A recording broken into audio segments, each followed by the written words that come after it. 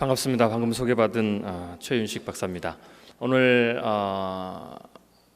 한 1시간 반, 90분 정도 시간을 가지고 향후 한국 사회, 짧게는 10년, 길게는 3, 40년, 2050년대까지의 한국의 변화, 그리고 그 가운데서 한국 교회의 변화에 대한 예측을 여러분과 함께 나누고자 합니다. 저는 우리 목사님께 소개해 주신 대로 아시아 미래인재연구소를 운영하고 있습니다. 저는 이제 전문 미래학자로 활동을 하고 있는데요.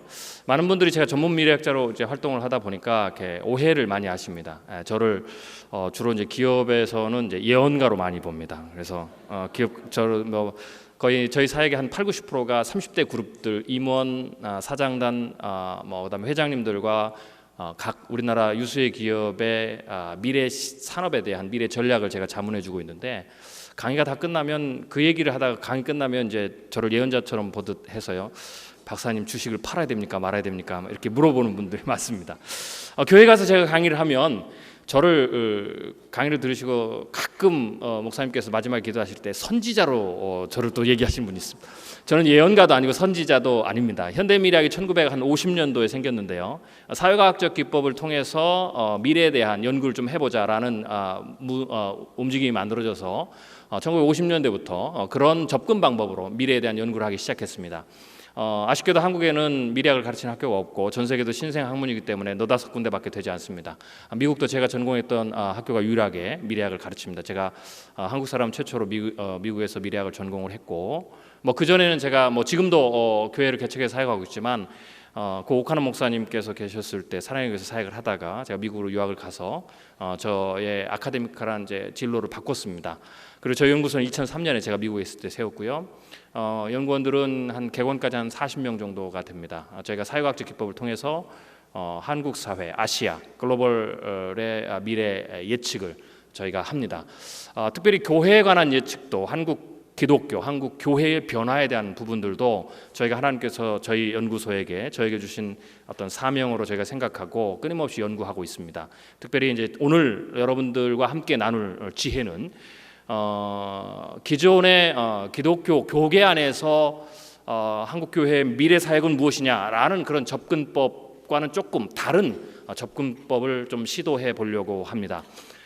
한국 사회가 어떻게 변하느냐, 세계의 패러다임의 변화가 어떻게 변화되느냐에 따라서 그것을 보면서 성령의 조명을 받아서 한국 교회에 대한 중요한 목회적 인사이트, 우리가 미래를 어떻게 준비해야 되느냐, 특별히 위기는 어떻게 선제적으로 대응하고 다가오는 새로운 부흥의 기회는 우리가 어떻게 준비해서 한국 교회가 제2의 부흥기를 맞을 수 있느냐에 관한 굉장히 중요한 인사이트들을 오늘 함께 나누려고 합니다. 결론적으로 얘기하면 한국 교회는 앞으로 10년, 20년 동안이 굉장히 중요한 시기입니다. 우리가 지금 대선을 앞두고 있는데 대선 처리돼서 제가 이제 여야의 대선 주자들을 많이 만나서 국가의 미래 전략에 대한 자문을 이번에도 해줬는데요. 한국의 사회로 보면 앞으로 새로 오는 정부와 그 다음 정부 10년간의 정부가 굉장히 중요합니다. 왜냐하면 한국 사회가 향후 10년, 짧게는 향후 10년이 한국의 패러다임 변화가 커다랗게 일어나는 시기입니다.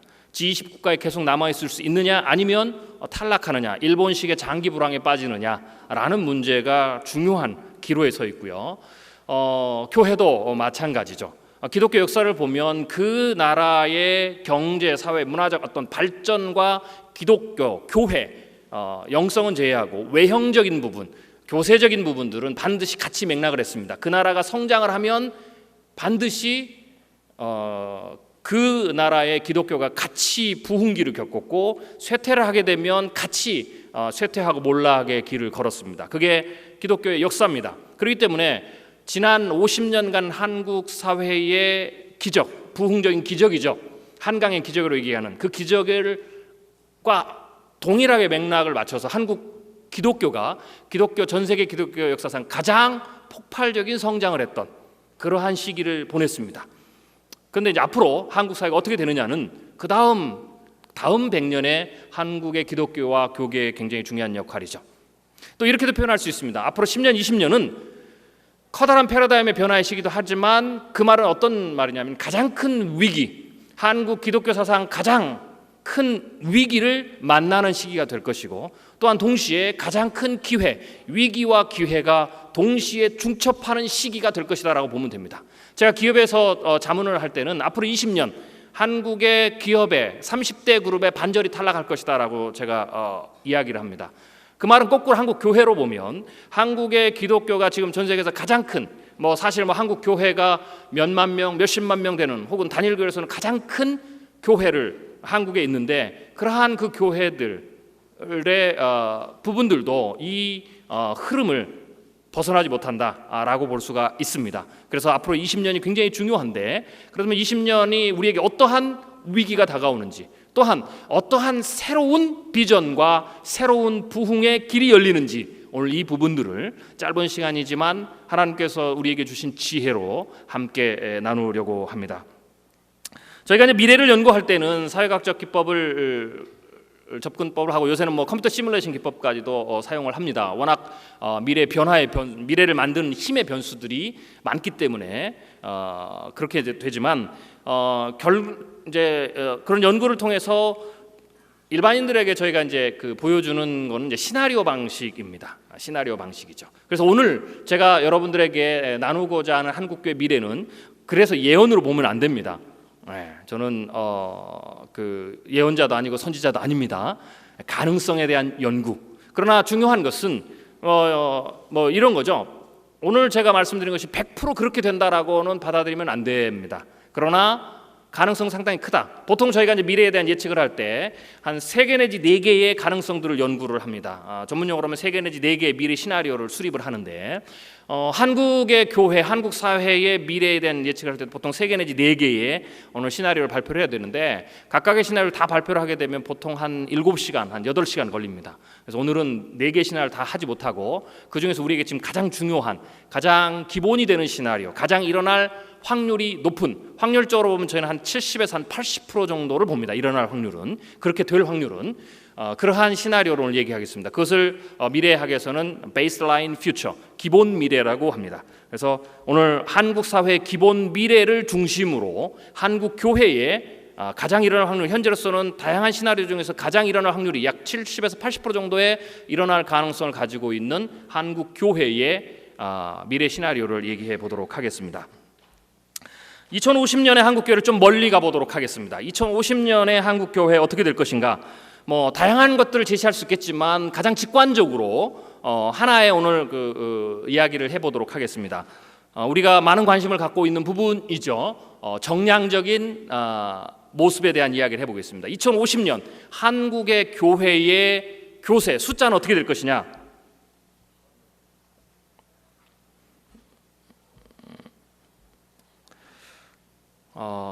전제는 이겁니다. 이대로 간다면 우리가 오늘 여기 모인 것처럼 뼈를 깎는 갱신, 개혁을 하지 않고 한국 교회가 내부적인 문제, 외부적인 문제를 이대로 들고 가는, 혹은 표면적인 몇 가지의 이슈들만 해결하고 넘어가는 그런 식의 접근법을 계속 사용한다면 한국교회는 2050년이 되면 작년이 500에서 600만 원을 줍니다. 현재의 천주교 수준으로 준다라고 보면 됩니다. 55세 이상의 은퇴자는 교회는 고령화돼서 대략 한 60에서 심한 교회는 70 내지 80%가 55세 이상 은퇴자로 가득 찬 교회. 한마디로 어떤 교회냐? 유럽과 미국의 교회처럼 갑니다. 안타까운 것은 유럽의 교회는 그렇게 했는데 수백 년 걸렸고, 미국의 교회는 300년 걸렸는데 한국 교회는 100년 만에 그렇게 된다라는 것. 이게 가장 안타까운 모습이죠. 저희가 국가가 하는 인구 센서스 통계 자료를 가지고 데이터를 가지고 컴퓨터 시뮬레이션을 돌렸습니다. 그랬더니 기독교 인구의 변화의 추이입니다. 이거는 한국 사회 전체의 저출산 고령화로 인한 인구의 감소 부분과 그 다음에 또 하나의 시나리오를 제가 넣었습니다. 기독교가 계속해서 쇠퇴해가는 그러한 가중치를 넣은 겁니다. 위에 파란 선은 그나마 현재 수준의 부흥을 유지할 때입니다. 현재 수준의 전도나 뭐 이런 사역들을 유지할 때, 현재 수준의 사역의 역동성을 유지할 때에도 결국은 기독교는 준다라고 보면 됩니다. 이거는 한국 사회가 2050년이 되면 적게는 보수적으로 한 600만, 많게는 1000만 정도의 인구가 아예 줄기 때문에 그렇습니다. 사회 자체가 줍니다, 인구가. 그리고 빨간 선은 한국 교회가 지금보다 좀 더 역동성을 상실하고 경제적으로 위기에 있고 영성을 상실하고 전도의 동력이 떨어지고 하는 경우에는 빨간 선입니다. 600만, 500만 선으로 준다라고 보시면 됩니다.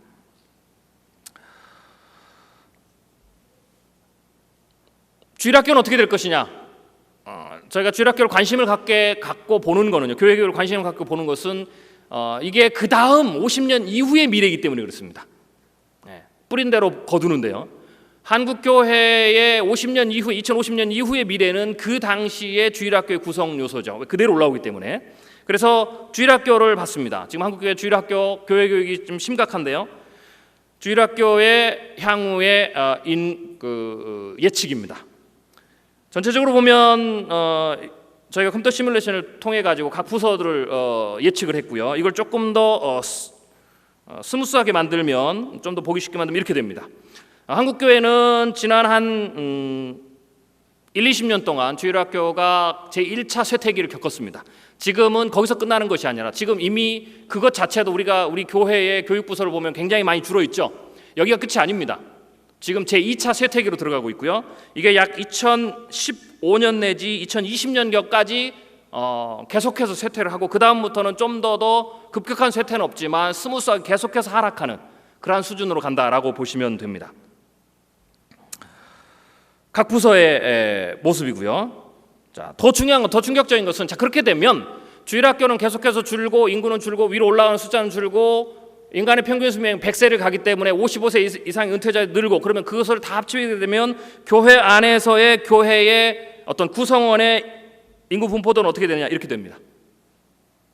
아래에 있는 부분들이 빨간 선이나 이런 것들이 주일학교고요. 그 다음에 가장 폭발적으로 올라가는 파란색 선이 55세, 65세 이상의 사람들입니다. 한국 교회는 이미 정량적으로 사회적 힘 자체, 인구 구조 자체가 고령화에 들어갔습니다. 그러면 이것은 막을 수 없다라고 보면 됩니다. 그래서 잘 선방하는 교회와 그렇지 못하는 교회가 이제 갈라질 것이고, 특히 농어촌 같은 경우는 거의 전부 다 고령화된다고 보시면 되고요. 중소형 도시는 심각한 경우는 70%까지 교회 자체가 완전히 고령화된다라고 보시면 됩니다. 그래서 이 부분은 이미 막을 수 없는, 이거는 우리의 잘못이 아니고 국가 정부가 인구 정책을 잘못 써서, 저출산 정책을 잘못 써서 만들어진 거의 핵폭탄급의 인구 구조의 변화입니다. 제가 이렇게 표현하는데, 우리 5,000년 역사상 가장 드라마틱하게 인구가 변화하는 시기라고 보시면 됩니다. 이건 아무도 막을 수가 없습니다. 지금부터는 이거는 받아들이고, 어떻게 개별적인 교회가 이 인구 구조의 변화들을 개교회적으로 어떻게 선방할 수 있느냐라는 게 굉장히 중요한 문제입니다. 왜 인구 구조가 왜 이렇게 중요하느냐? 인구 구조의 변화는 곧바로 교회의 사역의 역동성, 젊은이가 없는 거죠. 사역 못합니다. 그 다음에 갈등의 심화, 그리고 더 큰 것은 경제적인 위기를 불러옵니다. 제가 뒤에서 말씀드리겠지만 앞으로 한국 교회에 부도나는 교회 굉장히 많이 나올 겁니다. 마지막 전성기의 피크에, 부동산 버블 같은 경우 마지막 경제의 불꽃의 피크의 교회들이, 한국 교회들이 어마어마한 돈을 들여서 교회를 짓거나 했습니다. 물론 빚이 없는 사회를 살 수는 없지만 문제는 타이밍입니다. 그게 지금 마지막 시기라는 거죠. 앞으로는 전체적으로 교회 자체가 지금처럼 역동성 있게 성장을 하면서 젊은이가 늘어가면서 주력 세대들이 증가를 하면서 그들이 경제적인 부분에서 안정적이면서도 교회에 헌금을 내고 하는, 그래서 교회 재정을 튼튼하게 뒷받침해주는 지금 마지막 절정기가 끝났습니다. 지금부터는 내려간다라고 보시면 됩니다. 그렇기 때문에 그 과정 속에서 지금 현재 교회가 생각하고 있는 예산, 그게 현재의 운영이나 미래의 사역이나 혹은 교회의 어떤 그 건축과 관련된 하드웨어 구축과 관련된 모든 지금 우리가 생각하고 있는 재정이 지금이 맥시멈이다. 앞으로는 계속 내려간다라는 거죠. 근데 문제는 우리가 지금까지 벌려놓은 일은 현재 맥시멈을 기준으로 혹은 조금 더 착각하면 지금보다 더 나아질 거라는 것을 전제로 모든 재정적인 계획을 세웠습니다. 그리고 이미 투여를 했죠. 이게 문제라는 겁니다. 이 부분을 어떻게 짧으면 5년, 길어야 10년 정도의 수습의 기간이 남아 있습니다. 이 기간에 얼마나 지혜롭게 하느냐가 그 다음 10년 이후에 그 교회의 역동성과 굉장히 밀접하게 연관되어 있다라고 보시면 됩니다. 많은 분들이 물어봅니다. 교회도 부도 납니까? 교회도 망합니까? 망합니다. 기독교 역사상 그렇지 않습니까? 80년대, 90년대 미국 교회 가장 전성기를 이끌었던 상징적인 교회 중에 하나, 로버트 술러 목사님의 교회 수정교회 부도 났죠. 기독교는 망하지 않습니다. 그러나 잘못된 리더의 잘못된 판단에 의해서 이끌어가는 교회는 위기를 당할 수도 있고, 또 시대적 소멸을 감당하지 못하면 하나님이 소멸시키신다. 그리고 새로운 교회를 일으키신다. 이건 하나님의 방법이다라고 저는 봅니다.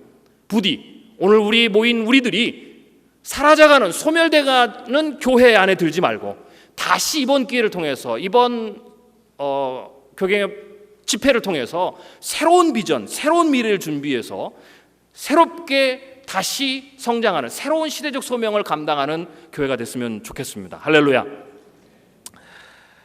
자, 이걸 좀 더 교회 목회적인 측면에서 접근해 보도록 하겠습니다. 30년 내지 40년 후에 한국 교회 위기를 만드는, 이제 미래학에서는 드라이빙 포시스라고 그럽니다. 동력이라고 하는데, 가장 근저에 흐르는 동력입니다. 시스템적 동력이라고 하는데요. 그게 몇 가지가 있습니다. 첫 번째, 인구 구조의 변화. 두 번째, 한국의 경제의 위기, 부동산 버블 붕괴나 내수 시장의 축소라든지. 그 다음에 세 번째, 주력 세대의 가치관이 변화됩니다.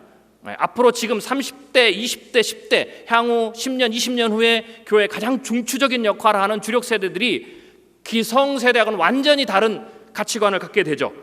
그들의 특징은 기존 권위에 대한 부정, 판타지에 대한 열광, 그 다음에 기성의 세대가 진정성의 세대라면 지금의 세대는 피상성의 세대예요. 피상성의 세대는 감성, 우위, 래피드, 급변, 자기 행복의 가치, 이런 부분들을 중요시하게 되는 그러한 세계관을 가지고 있는, 그러한 가치관을 가지고 있는 세대들이 앞으로 1, 20년 내에 교회의 완벽한 주력 세대로 30대, 40대 층을 구성하게 됩니다.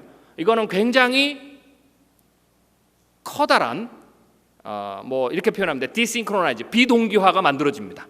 거기에서 갈등과 문제가 일어나고, 그 문제를 잘 해결하지 못하면 교회가 심각한 위기에 빠질 수 있는 그러한 게 되죠. 그 다음에 또 다른 네 번째 드라이빙 포시스는 기술의 발달입니다. 기술의 발달이 지금 상당히 임계점, 변곡점을 넘고 있어서 기존에 지난 20, 30년 동안의 기술의 발달보다는 2배 내지 3배 정도의 빠른 속도로 발달이 됩니다. 그래서 우리가 저거는 상상 속에서, 영화 속에서나 가능했던 그러한 부분들이 앞으로 계속해서 현실화되게 되는 거죠. 그러면 그 기술의 발달이 무슨 문제가 있느냐? 기술의 발달은 패러다임의 변화를 동시에 이끌어내는데, 그 패러다임의 변화와 교회와의 불일치, 그 가운데서 나타날 수 있는 라이프 스타일이라든지 혹은 사역의 스타일이라든지, 그다음에 세계관의 문제라든지 이런 문제들이 갈등이 표면적으로 올라옵니다. 그러나 이게 표면적으로 올라오도록 기성세대는 그것을 누르고 기존의 권위, 공동체, 국가 이런 것들을 자기를 희생했는데, 주력 세대로 올라오는 피상성의 세대는 그것을 국가를 보다는 개인이 더 중요하기 때문에 안에 있는 내재된 문제나 욕구나 이러한 것들을 표출을 한다는 거죠. 이게 커다란 차이입니다. 기성세대는 표출을 하지 않았지만 문제가 있고 갈등이 있고 마음에 안 드는 게 있어도 자기가 스스로 주겠지만, 앞으로 주력 세대는 그것을 줄이지 않습니다. 표출한다는 거죠. 내놓는다는 거죠. 공론한다는 거죠. 그러면 그것을 어떻게 잘 핸들링하느냐에 따라서, 그들과 어떻게 소통하느냐에 따라서 그 교회가 얼마나 안정적으로 그들의 힘을 제2의 부흥의 파워로, 동력으로 쓸 수 있느냐 없느냐, 아니면 그 힘이 교회를 쇠퇴를 가속화시키는 힘으로 가느냐에 결정적인 위치에 있다라고 볼 수가 있습니다. 이럴 때는 리더십의 변화가 굉장히 중요하다라고 볼 수가 있는 거죠. 자, 이러한 것들을 정리하면 이렇게 보면 됩니다. 현대 교회가 직면하게 될 세 가지의 가장 큰 위기, 그 중점을 오늘 이야기를 해보겠습니다. 그런데 이것은 이렇게도 보면 됩니다. 세 가지의 위기가 결국은 세 가지의 가장 큰 부흥의 통로입니다. 이 위기를 잘 극복하는 교회는 새로운 부흥을 하게 되고, 오히려 사회를 주도하게 되고, 그 다음에 전도에 새로운 동력이 열리게 된다라고 볼 수가 있는 겁니다. 그래서 오늘 그 두 가지를, 이 세 가지의 중요한 테마, 미래교회, 많은 분들이 질문을 하십니다. 박사님, 미래에 한국 교회가 부흥하려면 어떻게 됩니까? 라고 했을 때 그 세 가지입니다. 세 가지의 요소에서 한국 교회의 미래 부흥은 달라진다. 물론 뭐 미래 교회가 어떻게 될 것이냐, 사역을 어떻게 교회가 부흥하고 성장할 것이냐 얘기할 때 우리는 지금까지 뭐 제자 훈련, 셀, 뭐 D12 뭐 다양한 얘기를 했습니다. 그게 잘못됐다라는 게 아니고 그건 맞습니다. 근데 중요한 것은 앞으로는 그러한 방식의 어떤 그 스타일이 뭐 우리가 지금까지 뭐 다양한 한국 교회가 실험을 했지만 다양성이 있기 때문에 어떤 하나가 유일한 해답인가 없죠. 우리는 이제 많은 해답들을 찾았습니다. 제자 훈련이 해답이 될 수가 있고, 셀이 해답이 될 수가 있고, D12 해답이 될 수가 있고, 다른 게 해답이 될 수가 있는 거죠. 어느 하나가 유일한 해답이 아닙니다. 우리는 다양한 해답을 찾았습니다. 그건 뭐와 연관되느냐? 소통의 장과 연관됩니다. 커뮤니케이션의 방식과 연관됩니다. 근데 중요한 것은 뭐냐? 자, 그러면 셀을 하든 제자 훈련을 하든 D12를 하든 뭘 하든지 간에 중요한 것은 그 안에서 무엇을 가지고 성도들을 훈련시킬 것이냐, 그들의 어떠한 문제와 욕구와 결핍을 복음으로 혹은 그러한 시스템으로 변화시킬 것이냐가 중요하다라는 겁니다. 지난 한국의 50년의 한국 교회의 성장은 그 시대의 가장 커다란 문제, 예수님이 그랬던 것처럼 그 시대의 사람들이, 복음을 들어야 될 사람들이 가장 고민하던 그 문제를 통과해서 복음으로 그 문제를 해결해 줬죠. 그래서 지난 한국의 50년 동안 성장은 한국 교회가 그 어느 기관들보다 앞장서서 가난의 문제, 성공의 문제, 질병의 문제, 고통의 문제, 인권의 문제, 이러한 문제들을 복음적으로 접근하면서 사회에 영향력을 미치면서 그 영향력의 힘을 가지고 교회가 성장을 했습니다. 앞으로 미래는 그게 바뀐다라는 겁니다. 새로운 문제가 있다라는 거죠. 그럼 그 새로운 문제를 가지고 우리가 어떻게 복음으로 접근하느냐, 그 부분이 굉장히 중요한 요소가 된다라는 거죠. 그래서 한국 교회가 교회 안에 있는 성도들이 느끼게 될 세 가지의 가장 커다란 위기, 이렇게 보시면 됩니다. 그 위기가 곧 기회다. 첫 번째 위기입니다. 한국 교회는, 한국 사회도 마찬가지고요, 가장 커다란 문제 중에 하나가 가정 해체의 위기입니다. 지금도 많은 가정이 해체되고 있는데요, 빙산의 일각입니다. 앞으로 더욱더 많은 가정들이 해체되고 교회 안에서도 이게 굉장히 빈번한 요소가 될 것이다 라고 보면 됩니다. 가정 해체 위기를 만드는 드라이빙 포시스, 동력이 있습니다. 첫 번째, 일자리의 문제. 두 번째, 1인 가구의 인구 구조의 변화. 그리고 세 번째, 부동산 버블 붕괴가 되고요. 그리고 개인의 부채의 문제. 이러한 문제들이, 사회적 요소들이 교회 안에 성도들에게 영향을 미치면서 그 성도들의 가정 안에서의 갈등을 고조시키고 그 갈등을 교회가 적절하게 선제적으로 대응할 수 있도록 훈련시켜주고 준비시켜주지 못하면 그냥 그대로 가정이 해체된다라고 보시면 됩니다. 왜냐? 이거는 배경이 있습니다. 한국 교회가 교회를 수평 이동하는 것 자체가 이제는 죄가 아닌 것처럼 느껴진 것처럼 문화가 바뀌었죠. 동시에 크리스찬들도 이혼하는 게 죄가 아닌 것처럼, 그래서 아직적으로 신학적으로 완전히 우리는 해법을 주지 못했지만 결국은 교회 안에서 이혼해서 재혼한다 그러면 담임 목사님이 가서 주례해 줘야 되는, 그러니까 그것도 깨져버린 겁니다. 그렇기 때문에 이 두 가지의 장벽이 깨졌기 때문에 문제가 생기면, 이 두 가지의 문제가 기존에 살아있을 때는 문제가 있으면 그것 때문에라도 가정을 지키려고 개인 스스로 노력을 했는데 이게 물꼬가 터졌기 때문에 이제는 갈등이 계속해서 폭발하면, 어느 수위를 넘어가면 그 성도의 현재 수준의 신앙을 넘어갈 수준의 갈등과 문제가 생기면 가정이 해체되는 선택을 하는 가능성이 상당히 커진다라고 볼 수가 있습니다. 그 가운데서 목회적인 혼란들이 굉장히 일어날 수가 있겠죠. 자, 조금 더 하나씩 보겠습니다. 한국 사회는 향후 10년, 2020년 이후가 되면 한국 사회는 이대로 간다면 한국판 잃어버린 10년이 될 가능성이 굉장히 큽니다. 가정해체는 사회적인 변동 요인으로 가장 큰 영향을 받는다고 보시면 되는데요. 한국 사회 자체가 향후 10년 동안 문제를 만들어내는 진원지입니다. 8가지의 문제 요소들이 있는데요. 기존 산업의 성장의 한계에 걸리고, 종신고용이 붕괴되고, 저출산과 고령화 문제가 생기고, 재정적자 위기가 심해지고, 경제 성장률이 저하되고, 부동산 거품이 붕괴되고, 정부의 잘못된 정책, 이러한 부분, 여기에다가 사회적 갈등의 심화, 혹 이 가운데서 급격한 흡수통일이 되게 되면, 이러한 것들이 맞물리게 되면 한국 사회가 상당히 약한 부분, 또 한국 사회 자체가 상당히 일본식의 장기적인 불황, 잃어버린 10년, 20년으로 가는, 그래서 성장이 멈추고 오히려 퇴보하게 되는, 후발주자한테 쫓기게 돼서 GDP도 떨어지게 되고 생활 수준도 떨어지게 되고 삶이 힘들게 되는, 그래서 장기적인 불황으로 가고 경제 전체적인 힘이 약화되는 그러한 상황으로 갈 가능성이 상당히 높습니다. 저희도 이 시나리오를 한국 사회에는, 기업과 정부에는 가장 높은 시나리오를 보고 있습니다. 그렇기 때문에 향후 이번 정부와 그 다음 정부가 굉장히 중요하다라고 보는 거죠. 이 두 정부가, 앞으로 미래의 이 두 정부가 이 문제를 어떻게 해결하느냐에 따라서 한국 사회가 변화된, 크게 위치가 달라진다라고 보면 됩니다. 이미 기존 산업은 넛크래커 걸렸습니다. 현재 우리나라를 2만 불까지 끌어올렸던 주력 사업들은 전부 다 넛크래커에 걸렸습니다. 중국의 추격에 2015년부터는 중국의 추격에서 넘어갈 거고 2020년부터가 되면 상당히 많은 비즈니스가 글로벌 경쟁력을 상실하게 된다. 삼성이 지금 가장 잘 나가지만 2020년 이후에는 제가 삼성에 가서도 2,000명의 임원들한테 제가 삼성의 미래 전략을 얘기할 때도 얘기를 했는데요. 삼성이 살기 위해서는 삼성전자를 버려야 삽니다. 제가 보기에는 삼성전자가 2020년까지 끌고 가기가 힘듭니다. 그래서 전체의 우리 30대 그룹의 주력 사업이 다 바뀌게 됩니다. 지금 기업들이 이미 준비하고 있고요. 자, 그럼 이게 무슨 문제가 있느냐? 일자리 변화가 온다라는 거죠. 기업이 바뀔 때 기업 안에 있는 근로자들을 우리가 이렇게 갈 거니까 너희들이 이렇게 준비해라 하지 않습니다. 급격하게 바꾸게 되죠. 그러면 우리 교회 안에 있는 성도들이 가장 중요한 지금 현재 문제죠. 일자리 문제에 심각한 위기 속에 있다. 더 나아지지 않습니다. 그 스트레스를 받고 삽니다. 그럼 일자리 문제가 계속해서 스트레스를 받고 되면 어떤 문제가 생깁니까? 우리가 이미 경험하고 있죠. 교회 사역의 인발부가 힘듭니다. 왜? 오늘 언제 쫓겨날지 모르거든요. 내 책상이 언제 빠질지 모르는데 예전처럼 그렇게 시간을 내서 헌신하고 모이지를 힘듭니다. 그러면 교회가 그 부분에 대해서 성도의 부분을 이해를 하고 모임을 예전만큼의 방대한 수준의 모임으로 갖지 말고 모임을 효율적으로 관리하면서도 모임의 퀄리티가 높아지면서 사회 역동성이 가도록 해야 됩니다.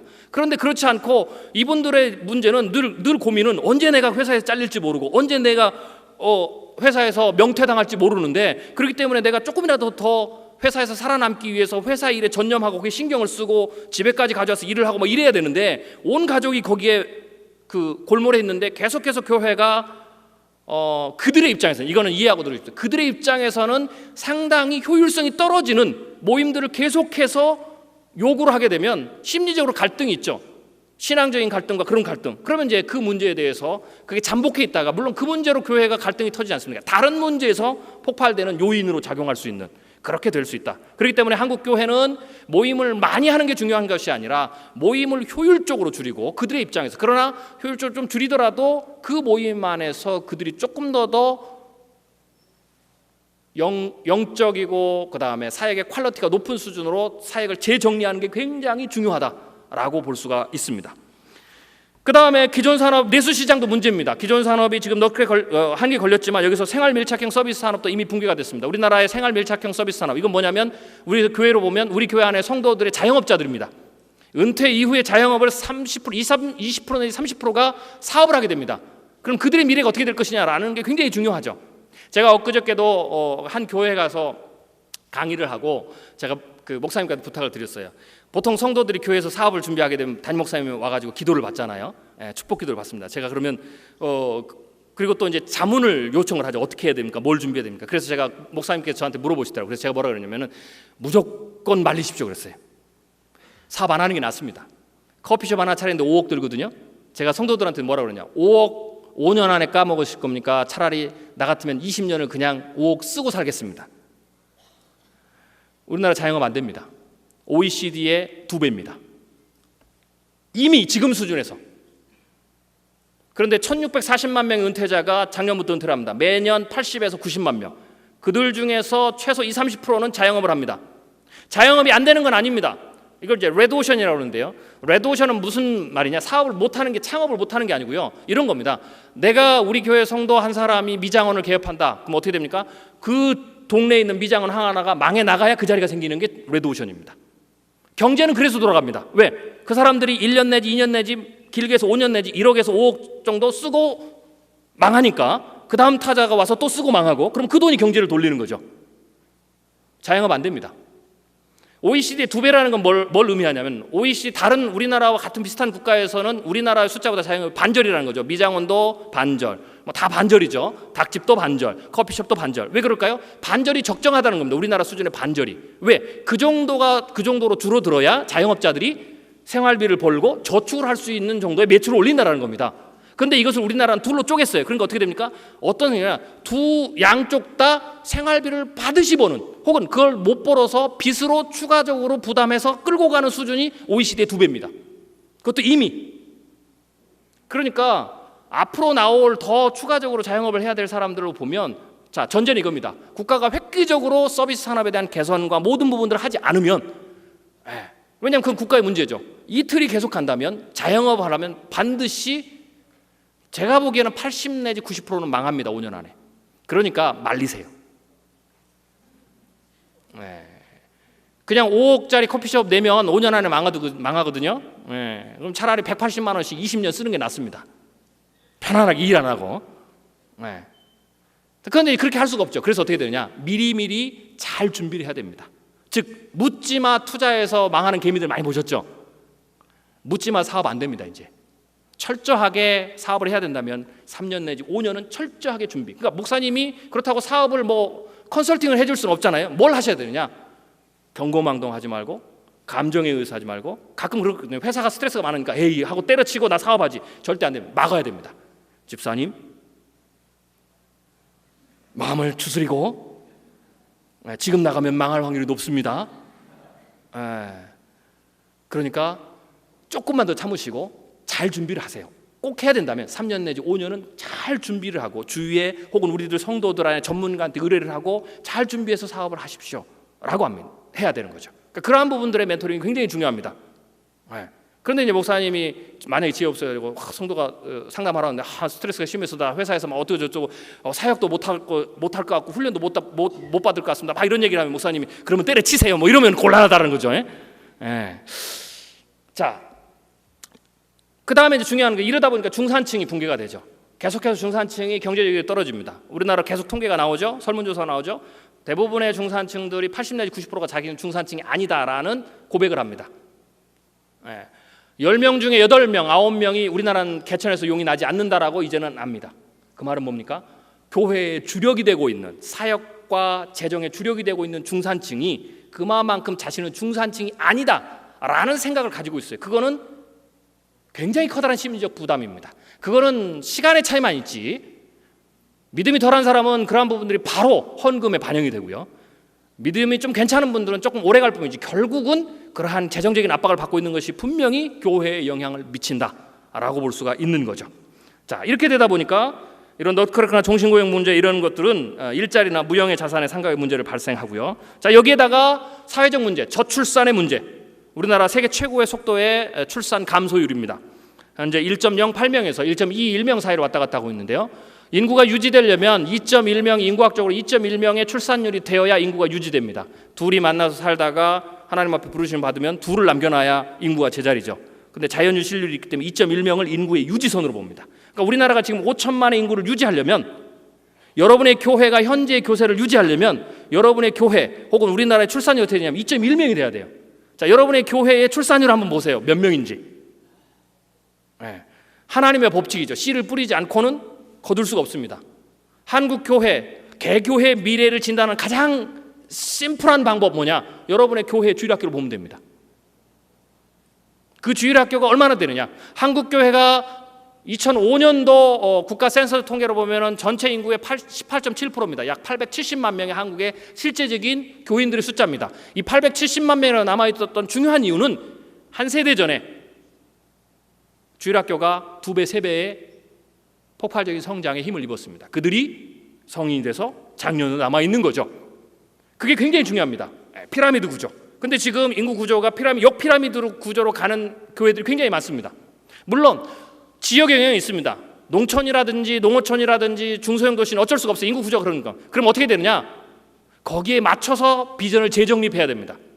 우리 교회 주위에 있는 인구 구성이 어떻게 되느냐, 출산율이 어떻게 되느냐, 이걸 보고 거기에 맞춰서, 아이들이 없는데 뭐 거기에 대고 다른 생각하지 말고, 그거는 그 교회의 소명이 되는 거죠. 65세 이상 뭐 이 부분에 맞춰서 교회 비전을 재정립해서 가야 되는 거죠. 여하튼 전체적으로 출산율이 줄고 있습니다. 이 출산율이라면 아까 제가 말씀드렸지만 2050년이 되면 우리나라는 보수적으로 잡아도 약 600만, 많게는 1000만 정도의 인구가 준다라고 보면 되는 겁니다. 여기에다가 더 큰 위기죠. 가장 커다란 위기입니다. 고령화입니다. 세계 최고 속도의 초고령화 사회를 지금 가고 있습니다. 초고령 사회라는 것은 65세 이상의 은퇴자, 65세 이상의 사람들이 인구의 20% 이상을 넘는 인구 구조를 가지고 있는 나라가 초고령화 사회입니다. 프랑스는 그 정도가 되는데 154년 걸렸고요. 미국은 94년 걸렸고 독일은 77년 걸렸습니다. 일본 지금 가장 저출산 고령화에서 전 세계 국가에서 가장 첫 번째의 타격을 받고 G20 국가의 미래를 보여주는 일본, 이 일본도 36년 걸렸습니다. 그런데 그 일본보다 빠르게 우리나라가 26년 만에 가고 있습니다. 자, 문제는 뭐냐? 물론 선진화가 되고 그러면 출산율이 줄어듭니다. 사회적 비용이 높아지고 사람들이 문화가 발달하면 애를 많이 낳는 걸 줄이죠. 그렇기 때문에 당연히 선진국으로 갈수록 출산율은 떨어집니다. 그런데 문제는 뭐냐? 그리고 출산율이 떨어지고 사회적 시설이라든지 과학이나 의학이 발달하게 되면 어떻게 됩니까? 생명 수명이 연장됩니다. 우리나라는 지금 평균 수명이 100세 시대에 들어갔습니다. 이미 보험회사들은 가장 빠르죠. 100세 시대를 놓고 플랜을 짜고 상품을 팝니다. 국가가 TV도 한번 나왔는데 통계조사 보면 우리나라는 1971년생부터 100세에 들어갑니다. 이거는 각 연령층마다 80세를 살 확률, 80세 남은 사람이 90세를 살 확률, 90세를 남은 사람이 100세를 살 확률을 다 계산을 하다 보면 1971년생부터 100세 시대에 평균 100세 시대에 들어간다 나옵니다. 그러면 그 이전의 세대는 어떨까요? 평균 90세 세대입니다. 그러니까 90에서 100세 시대를 갑니다. 이제는 100세를 들어가도 기네스북 올라가지 않습니다. 일본은 100세를 넘은 노인이 4만 명이 넘고요. 우리나라는 경기 지역에서만 서울 경기 지역에서 90세를 넘은 노인이 3만 명이 넘습니다. 100세 시대죠. 그런데 그렇기 때문에 우리나라 선진화됐다라는 얘기입니다. 잘 살게 됐다는 거죠. 더 오래 살게 됐다라는 거죠. 병에 걸려도 고칠 수 있다라는 거죠. 자, 그런데 문제는 뭡니까? 이 속도가 너무 빠르다는 겁니다. 그래서 진짜 문제는 선진국은 다 저출산되고 고령화되는 게 당연한데 우리나라가 왜 문제냐? 문제는 딱 하나입니다. 선진국과 차이점. 그 속도가 너무 빠르다. 속도가 너무 빠르기 때문에 뭐가 있습니까? 준비를 못한다는 겁니다.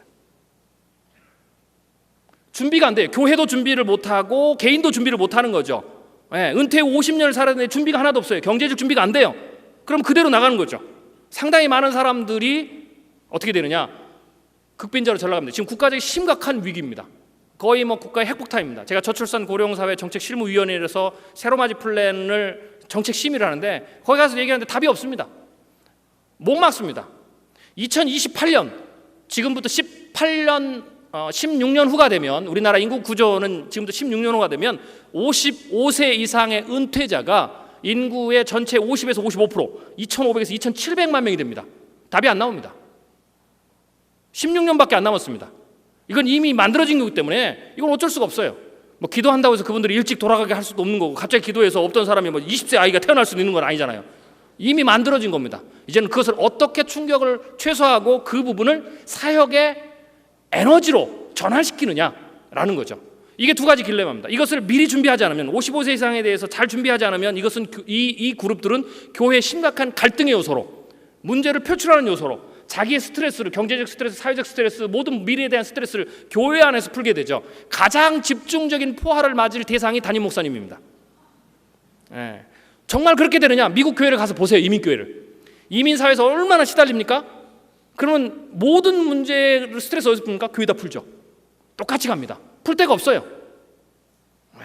그렇기 때문에 이 부분을 상당히 잘 준비하는 게 중요합니다. 잘 준비하면 어떻게 되냐? 이 교회의 새로운 역동성이 되는 거죠. 왜냐? 이 55세 이상의 은퇴자들은 뭐가 다르냐면 그 55세 이전보다는 어떻게 됩니까? 사회적 책임이 많이 줄어듭니다. 가정의 책임이 많이 줄어듭니다. 자식에 대한 양육이라든지 이런 부분이 줄어들죠. 그리고 그런 어떤 사회적 비용에 대해서 어느 정도는 갭을 떨어질 수 있어요. 왜냐하면 자식을 다 출가시키고 혹은 출가시키라고 합니다. 저는 18세 이상 되면 그냥 독립시켜라. 지금 자식을 책임질 때가 아니다. 우리가 지금 문제다. 일반인들은 그렇게 얘기하거든요. 그러면 두 부부가 있기 때문에 어떻게 됩니까? 좀 더 넉넉한 마음과 여유로운 시간을 가지고 있기 때문에 교회의 역동적인 사역의 힘으로 올라설 수 있어요. 근데 문제는 그들이 전제가 뭐냐? 그러한 부분들을 제 인생을 재정립하고 갈등 문제를 해결한 다음에 그게 이제 역동성으로 갈 수가 있는 거죠. 자, 그리고 이 저출산국 고령화는 기존 우리의 자녀 세대들한테는 세금의 폭탄, 연금의 문제를 만들어냅니다.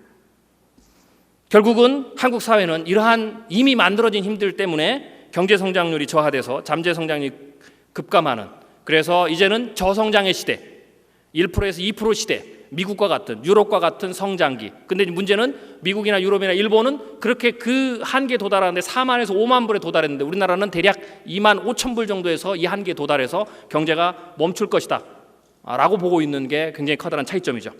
자, 여기에다가 결정적으로 가정 해체를 급속화시키는 중요한 앞으로 향후에 가장 중요한 이슈입니다. 이게 스파크가 된다고 보시면 됩니다. 부동산 버블 붕괴입니다. 한국 사회는 지금 부동산 버블 붕괴가 현실화되지 않았습니다. 일본의 문제, 미국, 유럽 모두가 다 지금 전 세계가 이 공황이 수많은 사람들이 길거리에 내앉고 교회들이 경제적인 타격을 보는 굉장히 중요한 핵심적인 요인 중에 하나가 부동산 버블 붕괴입니다. 왜 부동산 버블 붕괴가 교회에 직격탄을 주느냐? 간단합니다. 부동산은 중산층의 80%의 자산이기 때문에 그렇습니다.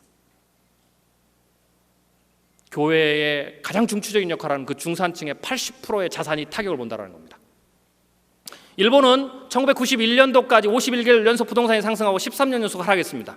부동산이 하락을 하면 어느 정도까지 떨어지느냐? 대략 모든 나라가 비슷합니다. 일본도 그렇고 미국도 그렇고 유럽도 그렇고 우리나라도 그렇게 한다고 보시면 됩니다. 가장 비쌌던 시기 최고점, 우리나라 보면 2007년 8년도가 최고점입니다.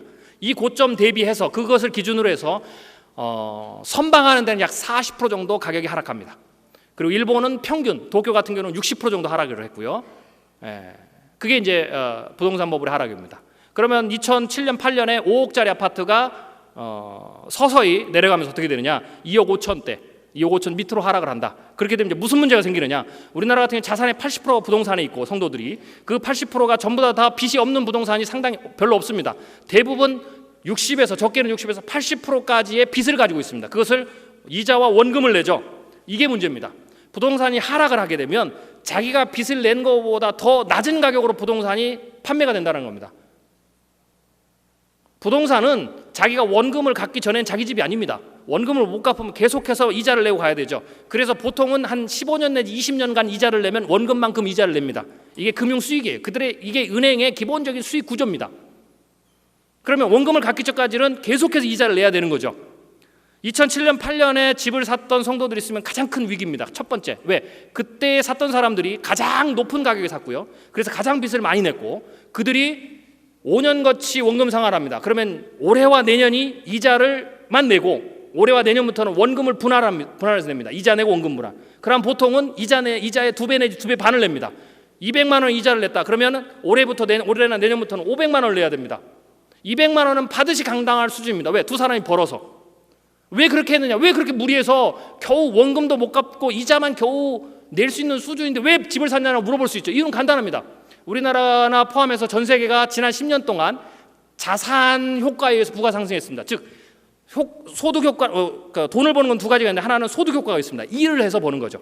하나는 자산 효과가 있습니다. 부동산이나 뭐 주식 이런 자산에 투자해서 그 가격이 오르면서 불을 얻는 거죠. 지난 10년은 막대한 유동성이 공급이 되면서 막대한 돈이 시장에 풀리면서 일을 해서 버는 것보다는 자산에 투자해서 집을 사면 몇 달 만에 1,000만 원씩 오르고 집을 사서 1, 2년 되면 1억씩 오르고 부동산이나 주식을 투자하면 돈을 벌고 이것이 내가 월급을 버는 것보다 더 소득이 많기 때문에 계속해서 빚을 내서 무리해서 집을 삽니다. 그리고 이렇게 생각합니다. 내가 그 집을 사서 어떻게 되냐? 영원히 살겠다가 아니라 그 집을 사서 이자 내는 5년 동안만 이자만 잘 내고 버티다 보면 5년 동안에 이게 1억, 2억을 뛰면 그 다음에 그 집을 팔고 1, 2억을 받아서 가겠다. 이 생각을 중산층이 대부분 한 겁니다.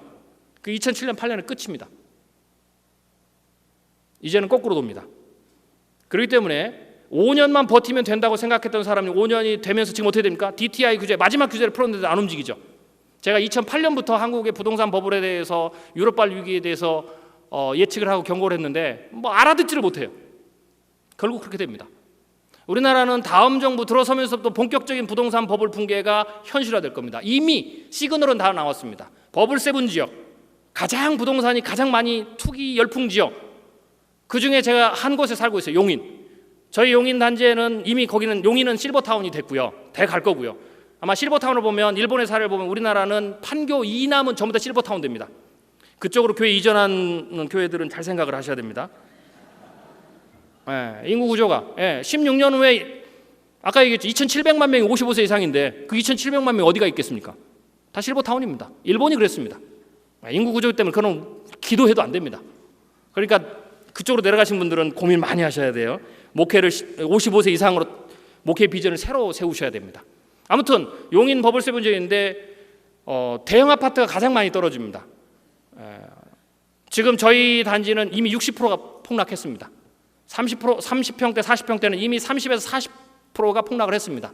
그러면 향후에 이게 어떻게 되느냐? 모든 아파트가 다 그렇게 한 번에 일순간에 다 내려가는 게 아닙니다. 이게 일본은 13년 동안 서서히 현실화됐다는 겁니다. 13년 후가 되니까 어떻게 됩니까? 초기에는 몇몇 아파트가 급매로 나오는 게 그랬지만 13년 후 되니까 모든 아파트의 거래가가 실거래가가 다 그렇게 된다는 거죠. 그게 13년 동안 하락하는 겁니다. 그 가운데서 하우스 푸어, 미국에서도 많이 일어났죠. 깡통 주택입니다. 결국은 원금을 못 내면 경매 들어갑니다. 그러면 나와 상관없이 그것을 경매를 넘기게 되면 집 잃고 집에 내가 집을 사기 위해서 한 10년 동안 모았던 돈이 있죠. 그게 뭐 몇 천에서 1억 정도 들어간 돈, 그거 날리고요. 그 다음에 다 털고 나서도 최소 수천에서 1억 넘는 빚을 중산층이 지게 됩니다. 이것에 가장 근접해 있는 하우스푸어가 우리나라 정부의 공식 통계가 200만입니다. 지금은 정부가 잘못된 정책을 써서 전세자도 날아갑니다. 제가 알고 있는 분들한테는 제가 미리 작년, 재작년부터 경고했어요. 지금부터는 절대로 전세 사지 말아라. 전세 계약 끝나면 월세로 빨리 갈아타라. 우리나라의 현재 정부의 잘못된 정책을 볼 때는 이게 풍선 효과를 만들어서 부동산 버블을 빨리 잡아야 되는데 그럼 이제 선거가 안 되죠. 정권이 바뀝니다. 그렇기 때문에 이걸 미루는 바람에 어떻게 됩니까? 그 다음 타겟은 전세자입니다. 일본에서 없었던 사례입니다. 미국에서 없던 사례고 유럽에 없던 사례입니다. 왜 그러느냐? 여러분 한번 생각해 보세요.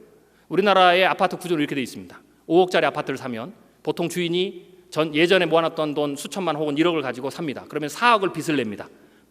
80%를. 그리고 본인이 살든지 아니면 본인이 못 살기 때문에 4억을 감당하기 위해서 전세를 집어넣습니다. 그런데 이게 30%에서 40% 폭락하면 어떻게 됩니까? 자, 채권자는 이렇게 됩니다. 제1채권자가 은행, 제2채권자가 제2금융권, 제3채권자가 전세자나 가 됩니다. 그러면 부동산이 30 내지 40%, 뭐 저희가 계산해 보면 30%만 폭락하면 가장 후순위 채권자는 돈을 못 건집니다. 전세자는 날아갑니다. 심지어는 40%까지 폭락하면 제2금융권, 저축은행과 뭐 이런 데는 전부 다 자금 회수가 안 됩니다. 1금융권도 손해를 봅니다. 그 구조이기 때문에 전세자는 정부가 그 서민들을 위해서는 임대차 보호법에 의한 그 정도만 받고 사라집니다. 이거는 정부의 잘못된 정책입니다. 뉴타운을 하지도 못하는 뉴타운을 해서 전부 다 집을 소고시켜 놓고 부동산을 가격을 빨리 정상화시키고 해야 되는데 그걸 안 하다 보니까 집을 못 사고 전세자로 막 밀어들고 이러니까 전세금을 올렸고 주인들이 이자나 원금을 감당하기 힘드니까 전세비를 올려서 그걸 가지고 이자와 원금을 감당하고 이 사태가 만들어내는 겁니다. 심각하죠. 집을 가진 사람이나 전세자가 누굽니까? 교회의 핵심적인 중추 세력들입니다. 그들이 적게나 크게 큰 리스크에 빠져 있다. 이게 이제 일본의 부분들이고요. 자, 여기다가 우리나라는 가계부채가 심각하죠. 1000조가 넘습니다. 어느 정도 이 1000조가 넘는 가계부채가 어느 정도냐? 미국보다 많다라고 보시면 됩니다. 퍼센테이지로 보면 미국의 국민들보다 어느 정도 수준이냐? 지금 유럽에서 문제가 생기는 그리스나 스페인의 수준이라고 보시면 됩니다. 자, 이게 맞물리면서 한국 사회를 위기로 몰아넣습니다. 그리고 이게 어떻게 됩니까? 가정 해체 위기를 가져옵니다. 경제적으로 심각한 타격을 보기 때문에. 방법은 뭐가 있을까요? 대응책은 뭐가 있을까요? 이 문제를 막을 수는 없습니다. 대응책은 저는 하나라고 봅니다. 경제적인 충격을 막는 것은 우리의 손을 이미 떠났고요. 국가의 손도 떠났습니다. 받아들여야 됩니다. 그리고 어떻게 되느냐? 경제적 위기가 오더라도 이것 때문에 하나님을 배신하지 않도록 하는 신앙적인 준비를 시켜야 됩니다. 이 기회에 돈에 대한 성경적인 가치관을 새로 가질 수 있도록 해야 됩니다. 한국교회 회개해야 됩니다. 아파트 사서 아파트 가격에 뛰어서 돈을 벌었다. 이것을 축복이라고 했습니다. 축복 아닙니다. 그건 투기죠. 투기한 겁니다. 회개해야 됩니다. 그 투기에서 누가 손해봤습니까? 우리 젊은이들이 집값이 뛰어서 집을 못 삽니다. 그들의 고통을 담보로 해서 우리가 돈을 번 겁니다. 그 돈을 벌어서 잘 썼으면 모릅니다. 전부 다 소비했습니다. 지금 우리는 어떻게 되느냐? 20, 30대는 소비 중독, 40대, 50대는 빚 중독입니다. 심각한 겁니다. 이 문제 교회가 해결해야 됩니다. 교회가 이것 때문에 사실은 만몬을 숭배한 거죠. 돈의 힘은 강력합니다. 예수님께서 왜 돈을 하나님과 비교했느냐? 이건 간단하더라고요. 돈이 신이에요. 돈 가지면 못할 게 없어요. 사람도 움직이고 제가 할 거 다 해요. 하나님이 하실 수 있는 일을 다 합니다. 돈 가지면. 그러니까 만몬이죠. 거기에 돈에 했습니다. 그리고 돈을 방법이 그러나 그 돈을 방법이 어떻게 되느냐? 성경적으로 청지기적으로 잘 벌어야 됩니다. 즉 소득 효과에서 열심히 준비하고 일해서 벌어야 되는데 투기를 통해서 돈 버는 것까지도 축복이라고 해줬습니다. 그러니까 그 분위기가 되니까 어떻게 됩니까? 이게 문제가 생긴 거죠. 그리고 그는 반드시 문제를 만들어냈고 드디어 이제 문제를 만들어냅니다. 뭐 지난 건 어쩔 수 없겠지만 이 기회에 어떻게 됩니까? 청지기적인 삶이 무엇인지, 성경적인 경계관이 무엇인지 해야 되고, 고통이 있더라도. 근데 또 다행인 건 이겁니다. 신앙은 우리가 영적인 것은 그렇죠. 외형적인 것은 이러한 경제적 위기나 사회적 위기들을 반영을 하지만 영적인 것은 거꾸로 갑니다. 잘 살 때는 영적인 부분들이 떨어지고 고통이 오면 다시 하나님을 찾을 수 있는, 그러니까 제가 종교의 부흥기라고 하는 겁니다. 근데 이 부흥기가 조건을 거쳐야 됩니다. 이 문제를, 갈등을 선제적으로 해결한 교회는 이게 부흥기로 연결될 수 있지만, 그러지 못한 데는 이 가기도, 부흥기로 가기도 전에 갈등으로 교회가 어려움을 당한다라는 거죠. 부동산 버블 문제는 몇 년 안 남았습니다. 설교를 통해서, 훈련을 통해서 성경적인 경제관과 올바른 게 무엇인지를 가르쳐야 되고, 경제적 충격이 오더라도 미리 심리적으로 대비를 해서, 그게 오히려 영적인 기도를 더 많이 하고 말씀을 더 사모하고 하나님을 더 찾을 수 있는 조건으로 미리 준비를 시켜주는 거 굉장히 중요합니다. 이거는 절대적입니다. 앞에 부분은 이미 끝났고요. 이거라도 지금 마지막으로 해야 되지, 이것도 못하면 어려움이 많다라고 보시면 됩니다. 두 번째 위기가 은퇴자의 위기입니다.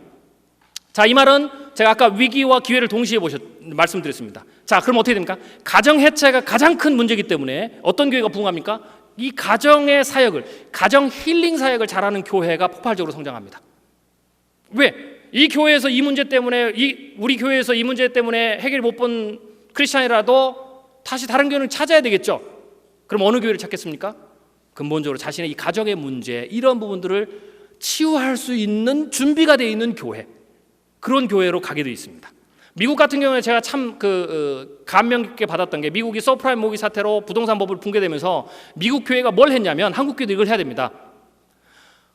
빚 중독 치유 프로그램을 미국 교회가 있습니다. 약 200만을 섬겼습니다. 이게 새로운 시대적 소명입니다. 지난 50년간 가난의 문제, 질병의 문제, 인권의 문제, 이러한 부분들을 교회가 끌어안고 그들을 보호하고 복음으로 치유하고 그걸 통해서 복음의 브릿지로 삼았던 것처럼, 이제는 소비 중독 문제, 빚 중독 문제, 미래에 준비한 문제, 은퇴자의 문제, 가정의 힐링의 문제, 이런 문제들이 굉장히 중요한 복음의 브릿지가 된다는 겁니다. 이게 기회의 통로입니다. 비전을 새로 바꿔야 됩니다. 자, 두 번째로 은퇴자의 위기죠. 즉 은퇴자의 위기라는 것은 55세 이상의 사역을 잘 준비한 교회가 미래에 성장할 수 있는 중요한 동력을 갖게 된다는 거죠. 그건 간단합니다. 아까 말씀드린, 왜 그렇습니까? 55세 이상이, 16년 후에 55세 이상이 우리나라 인구의 50에서 55%예요. 2,700만 명. 그러니까 인구의 구성원 대부분이기 때문에 교회도 상당히 구성원이 대부분이 그렇게 되는 거죠. 근데 이제 은퇴자의 위기는 앞에 경제적인 문제도 있지만 또 하나의 문제가 있습니다. 그래서 여러분들이 교회 안에 돌아가셔서 50세부터 55세에 있는 성도들을 미리 준비를 시켜야 됩니다. 왜냐하면 이분들이 은퇴하면 그 다음에 함정들이 있습니다. 이 함정을 잘 피해가는 게 굉장히 중요합니다. 아니면 기존에 20, 30년간 모아놨던 모든 것들을 다 잃게 됩니다. 자, 이들이 은퇴자의 위기는 첫 번째 사업의 실패입니다. 아까 사업의 실패를 말씀드렸죠. 현재 우리나라의 내수시장의 구조가 바뀌지 않는 한 사업은 안 됩니다. 그러니까 사업은 절대로 말리시고요. 꼭 해야 된다 그러면 어떻게 됩니까? 준비를 하게 됩니다. 철저하게 공부하고 경영, 마케팅, 파이낸스 다 준비해서 할 수 있도록 조금 더 넉넉하고 여유 있게 성급하게 뛰어들지 않도록. 그리고 가장 은퇴자들 중에서 가장 저희가 리스크를 크게 보고 있는 대상이 누군지 아십니까? 대기업에 있었던 사람들, 그 다음에 공무원에 있었던 사람들. 그분들은 세상을 잘 모릅니다. 온실 속에 있었기 때문에. 그리고 또 하나의 문제는 그분들은 사업을 하면 포장마차 못합니다. 명함이 중요해요. 네. 사무실도 그냥 못합니다. 잘 꾸며야 됩니다. 그게 뭡니까? 엄청난 투자를 하게 됩니다. 그런데 대기업에 있다고 해서, 예전에 성공했다고 해서 은퇴 이후에 자기의 사업이 성공할 것이냐? 절대 아닙니다. 왜? 기존에 이미 우리나라 사업 구조는 전문화되기 때문에 내 전문 분야만 잘하지, 삼성이 있더라도 사업을 하게 되면 결국은 경영입니다. 전반을 못합니다. 그러니까 실패 확률이 높죠. 근데 그분들은 명함이 중요하기 때문에 사업을 해도 그럴싸한 걸 해야 돼요. 편의점을 하든지 커피숍을 하든지 큰 걸 해야 되죠. 그러니까 어떻게 됩니까? 더 크게 망할 가능성이 크죠. 그런 분들도 잘 여러분들이 안내를 해주셔야 됩니다. 그 다음에 이제 가능하다면 저희 교회가 실험적인 모델을 하고 있는데, 제가 개척을 하면서 교회가 도와줄 수 있는 방법이 있습니다. 목회자는 사업을 어떻게 성공할 것이냐, 이건 목회자 영역이 아니죠. 목회자는 영적인 지도를 해야 됩니다. 미래의 방향에 대해서 알려줘야 됩니다. 미래에 대한 통찰을 해줘야 됩니다. 사회가 이러니까 조금 더 기다려보라, 좀 더 준비. 이건 목회자가 해야 될 일들이죠. 그러면 실제적으로 이분들이 은퇴 이후에 사회 준비를 할 때는 어떻게 되느냐? 한국 사회에 굉장히 좋은 자원들이 있습니다. 교회, 평신도 자원. 평신도를 우리가 잘 깨웠잖아요. 잘 깨운 상태에서 평신도를 일을 시켜야 됩니다. 잘 깨워놓고 일을 안 시키면은 이게 곤란해지죠. 그럼 그 일을 통로를 어디로 했냐? 지금까지는 뭐 목장부터 시작해서 교사, 성가 이렇게 했지만 그것뿐만이 아닙니다. 그건 한계가 있죠. 모든 사람을 목장, 순장, 구역장 세울 수 없고, 모든 사람을 교사시킬 수 없고, 모든 사람을 성가대 시킬 수가 없죠. 이미 우리는 훈련시킨 사람 그 분들로 많은데, 그러면 그분들 어떻게 했냐? 그분들이 각 구역에서, 교회 안에서 자기가 가지고 있는 전문성, 경영의 전문성, 경제의 전문성, 다양한 전문성들을 가지고 55세 은퇴를 준비하는 사람들을 어드바이스 할 수 있고, 그들이 뭔가를 배울 수 있는 환경을 만들어줘야 됩니다. 저희 교회는 오후 3시부터 6시까지 그 프로그램을 합니다. 그래서 실제적으로 은퇴를 준비하는 사람들이 와서 내가 사업을 할 건지, 투자를 할 건지, 재취업을 할 건지, 이것을 하면 그 부분에 대해서 저희 스텝이나 혹은 우리 성도들이나 혹은 외부의 전문가들이 모여서 그분들을 도와줍니다. 그런 것들을 장을 만들어주는 게 굉장히 중요합니다. 그래서 조금 더 실패의 가능성을 줄여줄 수 있는 거예요. 거기까지는 교회가 충분히 도울 수 있다. 그러면 성도들도 거기에 대해서 내가 인발부할 수 있는, 다른 성도들을 도와줄 수 있는 좋은 장이 마련되고 실제적인 도움이 있기 때문에 좋습니다. 그리고 이거는 제가 해보니까 전도에 굉장히 강력한 동력입니다. 제가 개척을 한 지가 만 2년 정도 됐는데요, 저희 개척교회니까 성도들 많지 않죠. 오후 프로그램이 우리 예배 나오는 성도들보다 2배가 많습니다. 저희는 그 프로그램을 하는데요, 재밌어요. 찾아오는 전도라고 표현하는데, 저희는 이 프로그램 들어오기 위해서는요, 처음에는 6개월 정도 등록을 하고 기다려야 됩니다. 재밌잖아요. 전라남도 광주에서 오고요, 춘천에서 오고요, 멀리서도 옵니다. 의정부 가까이서 오는 데가 1시간, 2시간입니다. 왜 그럴까요? 본인들의 고민이에요. 그 다음에 이거는 저희가 광고도 안 합니다. 어떻게 됩니까? 그 받은 사람들이 가서 데리고 옵니다. 왜 그럴까요? 사람은 동병상련이고요, 유유상종, 끼리끼리 모입니다. 여기 온 사람들이 그 고민이 있다. 그럼 그 주위의 친구들은 당연하게 그 고민이죠. 그러니까 그분들이 가서 혜택을 받았어요. 도움을 받았어요. 그러니까 어떻게 됩니까? 가서 자랑을 하죠. 사람은 자랑하고 싶어하는 동물이잖아요. 그러니까 어떻게 됩니까? 동일한 고민을 가지고 있는 사람을 자랑합니다. 그분들이 또 데리고 와요. 그러니까 전도에 굉장히 강력한 동력입니다. 제가 그 3시간 동안에는요, 설교나 메시지 전하지도 않습니다. 그냥 딱 하나 합니다. 3시간 그냥 그 프로그램 스태프들 모여놓고 해놓고 진행되면서 저는 마지막에 축복기도 한번 해줍니다. 목사인지 다 알고요. 거기서 전도돼서 예배 오는 분들도 있고요. 그 다음에 또 어떻습니까? 오진 않더라도 기독교에 대한 그 뿌리 깊은 불신을 해소하고 가는 사람들이 굉장히 많습니다. 그러면 그 사람들이 그 다음에 교회를 선택할 수 있는 확률이 높아지는 거죠. 이게 뭡니까? 이게 예수님의 방법이라는 거죠. 우물가 여인에게, 그 다음에 눈이 보이지 않는 사람에게, 삭개오에게 가서 바로 들어가서 복음이 뭔지 아십니까? 이렇게 안 했죠. 가서 너의 고민이 뭐냐? 재물의 문제, 병의 문제, 이 문제를 하면서 그걸 통해서 그들의 실제적인 문제고 결핍을 브릿지로 삼아서 그것을 복음적으로, 성경적으로 해결할 수 있는 루트를 뚫었다라는 겁니다. 이 부분이 시대적인 문제고 결핍이 바뀐다라고 보면 되겠습니다. 자, 두 번째로 은퇴자들을 조심해야 될 게, 은퇴자를 노리고 있는 게 다단계입니다. 이거 조심해야 되고요. 그 다음에 투자의 실패, 그 다음에 재취업 전쟁과 세대 간의 갈등, 이런 것들이 지금 은퇴자들이 갖게 되는 고민들이죠. 결국 어떻게 되느냐? 교회를 통한 미래 비전을 준비를 시켜야 됩니다. 인생 100세 시대입니다. 100세 시대는 제가 이렇게 얘기합니다. 인생을 설계를 2번 하는 겁니다. 지금의 50대 은퇴를 앞둔 3년 내지 5년을 앞둔 은퇴자들이 가장 원하는 게 뭘까요? 아니, 가장 해야 될 게 첫 번째가 뭘까요? 그거는 남은 50년에 대한 인생의 재설계입니다. 비전에 대한 재수립이죠. 이거는 교회가 해줄 수 있다라는 거죠. 내 남은 인생 50년의 인생을 내가 어떤 방식으로 하나님 앞에 헌신할 수 있을까라는 것, 이것들에 대한 고민이 있다. 그래서 이 부분들을 교회가 도움을 주면 좋다라는 거죠. 그 다음에 세 번째, 미래 교회는 교회 교육의 위기가 있기 때문에 교회 교육을 잘하는 교회가 성장한다라고 보시면 됩니다. 교회 교육을 잘하는, 이거는 당연한 거죠. 씨를 뿌려야만이, 그 교회 교육이 성장해야만이 미래가 있습니다. 그런데 이 교회 교육이 현재 위기입니다. 심각한 위기죠. 제가 아까 컴퓨터 시뮬레이션을 보여드렸던 것처럼 특단의 대책이 없으면 한국의 기독교는 상당히 심각하게 쇠퇴하고 교회 교육도 상당히 심각하게 쇠퇴합니다. 자, 지금 교회 교육 안에서 일고 있는 위기가 뭐 몇 가지가 있는데요. 부모들의 자녀 미래 준비에 대한 고민이 많습니다. 영적이고 사회적 고민이 많고요. 젊은 세대들은 불투명한 미래에 대한 고민이 많고요. 그 다음에 주력 세대 아까 했던 가치관이 변화되고 있고, 그 다음에 기술 발달과 패러다임 변화에 부적응이 돼 있고, 그 다음에 그렇기 때문에 교회 교육이 가치가 상실하고 쇠퇴함으로 인해서 근본적인 해법을 찾지 못하고 있습니다. 자, 그러면 어떻게 되느냐? 이 교회 교육의 위기는 두 가지의 실제적인 목회적 위기로 나타납니다. 그게 뭐냐? 주일학교가 쇠퇴하면 어떻게 되느냐? 주일학교 교육이 가치가 상실되면 어떻게 되느냐? 주일학교가 그냥 근근히 예배만 드리는 수준으로 명목을 유지하는 수준으로 계속 가면 우리 교회에 어떤 문제가 생기느냐? 크게 두 가지 문제입니다. 첫 번째, 주일학교가 붕괴했기 때문에 젊은이들이 사라집니다. 위로 올라오는 숫자가 없고 고령화됩니다. 주일학교가 쇠퇴한 상황에서, 주일학교를 재부흥시키지 않은 상황에서 우리 교회가 20년, 30년 후에 우리 교회는 성장한다라고 하는 유일한 방법이 딱 하나 있습니다. 그럼 뭘까요? 훔쳐오는 것밖에 없습니다. 우리는 씨를 안 뿌리고 남의 뿌려놓은 씨를 가서 훔쳐오는 것밖에 없는 거죠. 그러니까 이 주일학교의 쇠퇴는 그 교회 미래의 장년층, 젊은층의 쇠퇴를 직결합니다. 우리가 이미 보고 있잖아요. 청년대학부가 무너지니까 그 다음에 20, 30대가 무너졌죠. 없습니다. 청소년부도 무너지고 주일학교도 무너지고, 상당수가 저희가 분석해보면 초등학교, 중학교, 고등학교 올라갈 때마다 어떻게 되냐? 초등학교나 유치부 때는요, 넌 크리스찬 전도가 많습니다. 아이들이. 근데 위로 올라갈수록 어떻게 되느냐? 신앙의 계승, 그 다음에 기존에 있던 아이들이 올라갑니다. 초등학교 있던 아이들이 올라가는 순간 그렇게 올라갑니다. 즉, 그러니까 사실은 주일학교 전체 중에서도, 그 교육부 전체 중에서 주일학교 영유아부 이때가 굉장히 중요합니다. 넌 크리스찬들을 전도하는데, 그 다음부터는 이 숫자에 따라서 올라갑니다. 그래서 이 숫자가 줄어들면 어떻게 됩니까? 위로 갈수록 안 올라가서 젊은 층이 줄어드는. 그래서 이미 한국 교회는 교회 청소를 한다 그러면 어떻게 됩니까? 제가 고등학교 다닐 때는 교회 청소한다 그러면 청년들이 굉장히 많았어요. 그리고 전체 청소를 인도하는 분이 뭐 한 30대 초반 되는 집사님이었죠. 지금 어떻습니까? 청소한다 그러면 40대 초반의 집사님이 주전자 들고 다녀야 됩니다.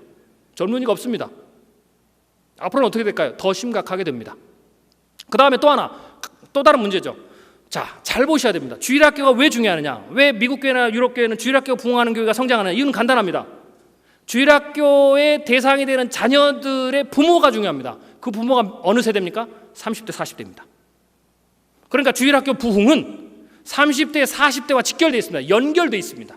그러니까 주일학교가 부흥한다는 것은 주일학교가 부흥하면 30대, 40대가 많아지게 되어 있습니다. 지금은 이미 작년 전도가 예전 방식의 전도가 안 됩니다. 왜? 아파트 가보시잖아요. 1차, 2차, 3차, 1중, 2중, 3중 전부 다 봉쇄입니다. 방문전도 안 됩니다. 그리고 한국교회가 오랫동안 총동원 전도주를 해서 이제 그것도 안 먹힙니다. 한 번만 와봐라. 다 한 번만 와봤어요. 이제 그걸로는 안 돼요. 끝났어요. 그럼 어떻게 되냐? 유일하게 지금 전도의 통로로 남아있는 게 주일학교입니다. 주일학교는 지금도 가서 전도가 됩니다. 물론 이제 조심해야 될 게, 이제 내가 유괴범이 아니다 이걸 잘 표현을 하는 게 중요하죠. 그리고 또 하나, 주일학교가 전도하면, 주일학교가 부흥하는 교회는 주일학교가 전도돼서 굉장히 중요한 겁니다. 그들이 전도돼서 부모가 옵니다. 그런 교회가 많습니다. 즉, 작년 전도는 주일학교를 부흥시키고 그 주일학교 아이들을 통해서 부모들을 전도하는 방식으로 바꿔야 됩니다. 가장 강력한 전도의 방법입니다. 그렇기 때문에 주일학교 부흥이 중요합니다. 왜? 또 수평이동을 하죠. 많은 수평이동을 합니다. 그런데 중요한 건 잘 보십시오. 크리스찬은 욕심이 많아요. 저도 보니까. 어떻게 되냐? 자녀가 지금 하나의 세대죠. 이 자녀를 세상에서도 성공시키기를 부모가 간절히 원합니다. 그래서 애를 가졌을 때부터 영어 공부를 시킵니다. 뭐 학원비, 사교육비 막 수십만 원씩 막 들여가면서 공부를 시킵니다. 왜? 자녀가 하나니까 이 아이가 성공을 해야 됩니다. 굉장히, 그래, 크리스찬 부모라고 다르지 않아요. 똑같아요. 근데 크리스찬 부모는 넌 크리스찬들 부모보다 훨씬 더 욕심이 많습니다. 뭐냐? 이 아이가 세상에서도 성공해야 되고 신앙도 좋아야 됩니다. 안 그렇던가요? 그러더라고요. 특히 30, 40대 부모는. 그래서 어떻게 되느냐? 이분들이 수평이동할 때 교회 선택을 어떻게 하느냐? 교회 선택을 할 때 몇 가지 중요한 요소가 있습니다. 주차장 굉장히 중요하죠. 왜? 차를 많이 갖고 다니니까. 교회 하드웨어 중요합니다. 근데 30, 40대 층이 아주 중요하게 보는 것 중에 계속해서 부상하는 게 있습니다. 그게 뭐냐? 내 아이를, 하나밖에 없는 아이를, 세상에서도 그렇게 열정을 다해서 돈을 투자해가지고 자기가 빚을 내면서까지 이 아이를 교육시키고 있는데, 교회에 가서도 어느 교회가 이 아이를 신앙으로 잘 가르칠 수 있느냐를 꼭 봅니다. 그래서 그 교회에 정착합니다. 그래서 주일학교는, 교회 교육부서는 예전에는 우리가 많은 그런 생각을 했어요. 소모적인 부서 아닙니다. 성장의 동력이 되는, 교회 젊은 층을 전도하는 30, 40대층을 전도하는 강력한 통로입니다. 그래서 쇠퇴한 미국 교회와 유럽 교회라도 주일학교가 성장하는 교회, 교회 교육을 잘하는 교회가 안정적으로 건강해지고 성장해지는 이유가 거기에 있습니다. 한국도 이제는 그 패러다임으로 들어갔다. 주일학교에 대한 생각 다시 해보셔야 됩니다. 자, 여기에다가 뭐 패러다임의 변화 뭐 이런 부분들이 있는데요. 영상을 하나 보여드리겠습니다. 주일학교를 부흥시키기 위해서는 어떻게 해야 되느냐? 첫 번째, 패러다임 변화에 대한 이해가 있어야 됩니다. 자, 마이크로소프트사가 자신들이 개발하고 있는 기술을 가지고 2019년이 되면 미래 사회가 이렇게 변한다고 예측해 놓은 영상이 있습니다.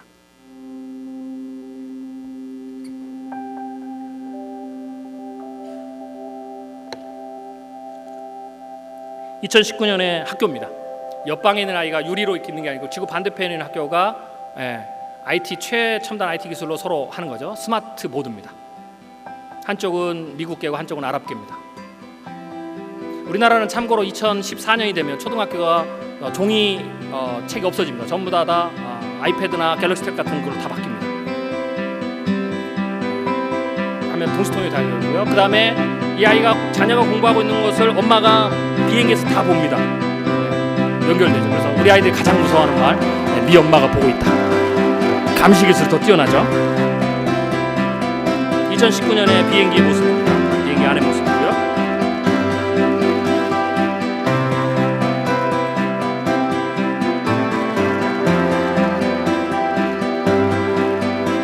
(2019년에) 비행기 티켓입니다. 전부 지능화가 되어 있고요.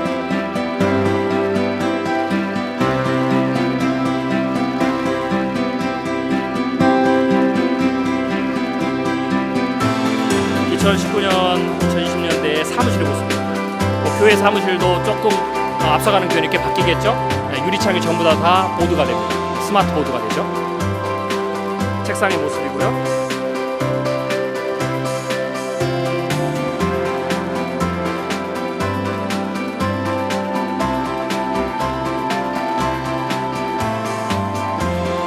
정보가 자유자재로 디바이스마다 연결이 돼서 움직입니다.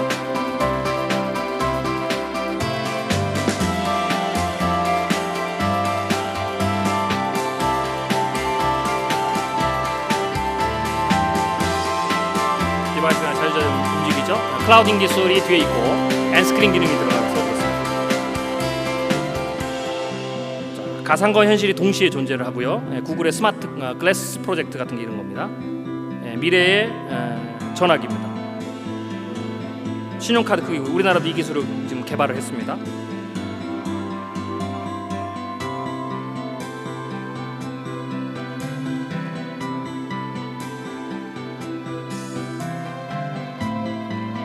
전화를 하면 동시 통역이 다 됩니다.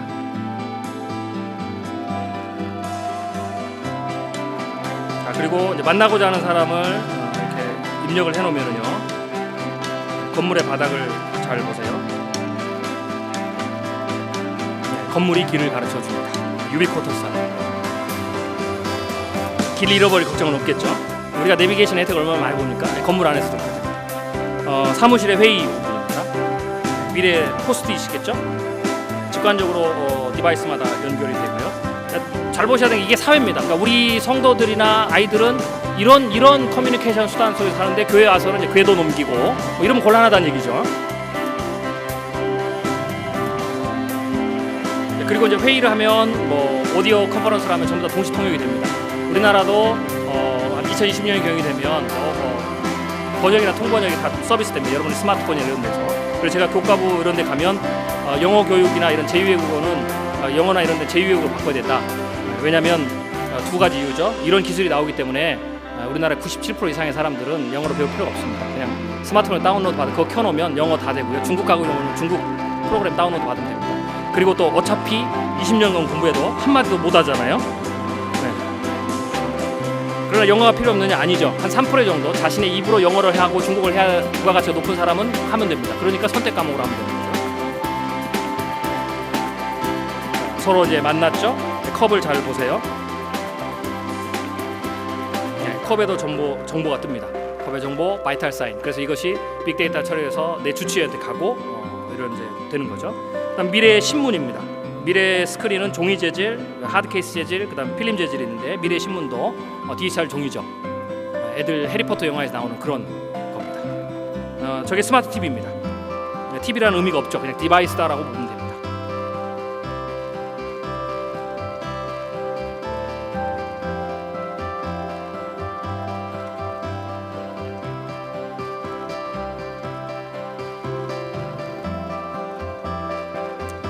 미래 리모컨쯤 되겠네요. 정보가 자유자재로 움직여지죠. 저게 이제 커뮤니케이션의 수단의 소통의 방식이 달라지는 거죠.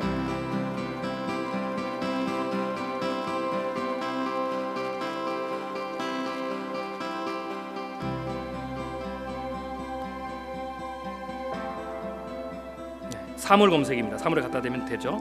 이걸 이제 저렇게 하든지 패드 방식으로 하든지 글래스 방식으로 합니다. 저는 이제 사람을 잘 못 외우는데요. 이렇게 다 보면 사람이면 정보가 다 뜹니다. 누군지 이름이 생겨나. 굉장히 좋죠. 도시 농업입니다. 자, 마이크로소프트사가 자신들이 현재 개발하고 있는 기술들을 근거로 2019년이 되면 이렇게 변한다라는 거죠. 기술의 발달이 빠르고 패러다임이 빠릅니다. 가장 중요하고 우리 눈여겨봐야 될 것은 기술 발달 중에서 커뮤니케이션 메소드가 달라진다는 겁니다. 방식이. SNS를 능가하는. 그러면 우리 교회 향후 10년, 20년 후에 주력이 되는 40대, 30대, 20대, 10대 애들은 커뮤니케이션 방식이 다르다라는 거죠. 배우는 방식이 다르다라는 거죠. 이건 교회 교육에서 굉장히 중요합니다. 그래서 저희 같은 경우는 한국교회 교회 교육의 변화를 위해서 저희가 새로운 어떤 그 컨텐츠를 개발하는데 저희는 그 컨텐츠를 내년이나 내후년쯤 한국교회 보급하려고 하는데 저희는 책으로 안 냅니다. 전부 다 스마트폰, 스마트 디바이스로 디지털화해서 보냅니다. 그리고 이게 또 좋은 거예요. 왜냐하면 우리나라는 정보화 발달해서 아무리 작은 교회라도 스마트폰이나 패드는 자기 돈 주고 다 삽니다. 그러니까 그거 가지고 교육을 하면 되죠. 디지털 컨텐츠만 잘 만들어내면 되는 겁니다. 자, 아무튼 이런 변화들이 패러다임 변화입니다. 그러면 교회 교육이 가치를 회복하려면 이러한 패러다임 변화들에 대해서 민감하게 인식하고 있어야 된다라고 보시면 됩니다. 그 다음에 교회 교육이 성장하려면 당연하죠. 씨를 뿌려야죠. 전도의 포커스를 바꿔야 됩니다. 작년 전도가 예를 들면은 7대3 정도로 지난 한국교회는 비중이 컸다면 이제는 거꾸로 7대3 정도를 교육부서의 전도에다 포커스를 맞춰야 됩니다. 그건 지금 말씀드렸죠. 훨씬 더 재정 대비 효율적입니다. 그리고 우리들이 작년 목회하면서 간절히 원하는 3, 40대층을 잡을 수 있는 제가 보기에는 유일한 길입니다. 그게 현재 남아있는 유일한 길입니다. 그래서 주일학교를 통해서 전도하는 전략을 훨씬 더 많이 개발해야 된다라는 거죠. 씨를 뿌려야 되고요. 다행인 것은 워낙 한국교회 주일학교가 지난 1, 20년 동안 씨를 안 뿌렸어요. 그래서 학교 앞에 가면 황금어장입니다. 많습니다. 가서 전도하면 얼마든지 아이들을 전도해 올 수 있다. 그 다음에 또 하나는 가치를 회복해야 된다고 그랬죠. 그래서 아까 했던 가치는 두 가지입니다. 변하지 않는 가치와 변하는 가치를 담아야 됩니다. 이 가치를 회복시킬 때 굉장히 조심해야 될 게 가치를 회복시키고 그다음 패러다임 변화에 따라간다고 해서 모든 것을 다 바꾸면 안 됩니다. 두 가지를 구별해야 돼요. 가치를 새롭게 만들 때는 변하지 않는 가치가 뭐냐, 변하는 가치가 뭐냐를 구별해야 됩니다. 변하지 않는 가치는 뭡니까? 변하지 않는 가치를 바꾸면 곤란해지는 거죠. 그래서 그 변하지 않는 가치가 뭡니까? 복음입니다. 그러니까 앞으로는 점점점 사람들의 스트레스가 많아지고 문제가 많아지고 가정이 해체되고 경제적으로 어렵고 경쟁이 심해지고 일자리 문제가 어렵고 미래에 대한 고민이 많아지기 때문에 이런 시대를 뭐라고 그럽니까? 종교의 부흥의 시대입니다. 그렇기 때문에 지금은 사람들이 뭘 원하느냐? 타협하는 복음을 원치 않습니다.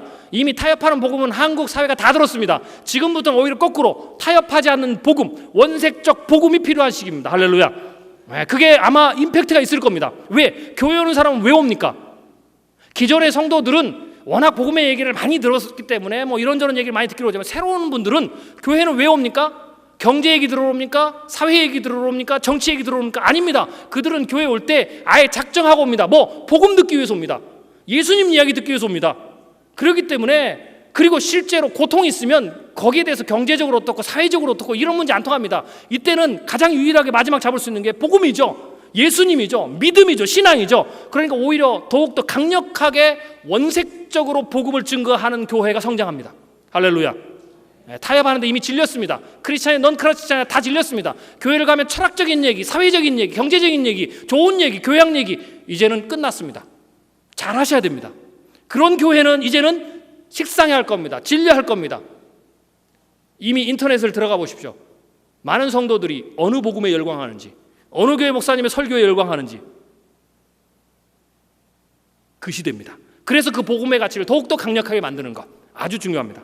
그러나 또 하나 변하는 가치를 담아야 됩니다. 그 변하는 가치가 뭡니까? 시대적 변화입니다. 커뮤니케이션의 변화, 사람들이 느끼는 새로운 문제욕구 결핍의 변화, 이 변화를 바꿔서 그것을 복음의 가치로 담아야 되는 거죠.